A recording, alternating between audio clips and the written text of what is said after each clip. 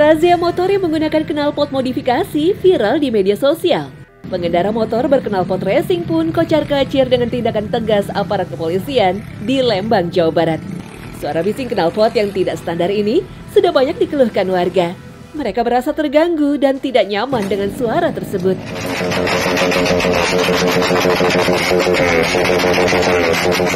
Yang menarik perhatian, polisi langsung menghukum para pemilik motor. Telinga mereka didekatkan ke knalpot motor yang sedang digas.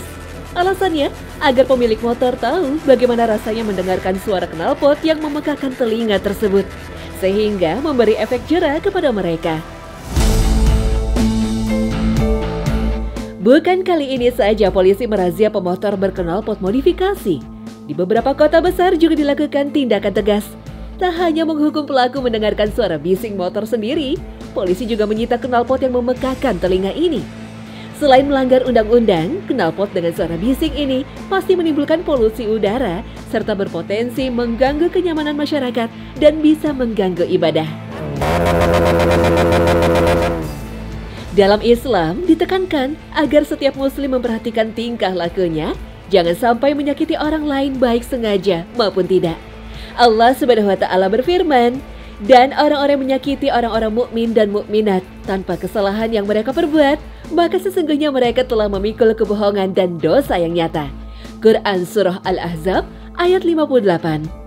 Suara knalpot motor yang memekakan telinga ketika berada di jalanan tentu bisa mengganggu pengguna jalan lainnya, bisa menghilangkan konsentrasi, bahkan membuat takut pengendara lain. Perilaku mengganggu orang lain ini tentu bukanlah perilaku yang diajarkan Islam. Makanya, Rasulullah berpesan agar perilaku umatnya tidak seperti umat-umat terdahulu yang ditimpa berbagai penyakit akhlak hingga melanggar hak orang lain. Dari Abu Hurairah radhiyallahu anhu, ia berkata, "Aku mendengar Rasulullah sallallahu alaihi wasallam bersabda, umatku akan ditimpa penyakit umat-umat zaman dahulu."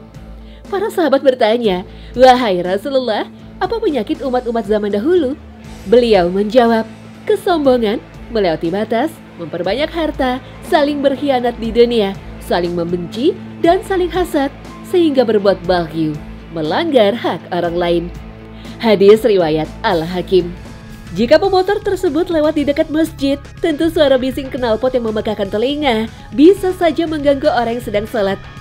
Jangankan suara knalpot racing yang bising dan memekakan telinga, membaca Al-Quran di dalam masjid dengan suara keras ketika ada orang sholat juga dilarang dalam syariat. Mengapa begitu?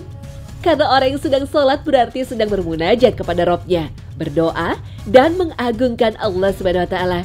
Maka selayaknya seorang muslim tidak mengganggu kekhusyuan saudaranya yang sedang bermunajat tersebut.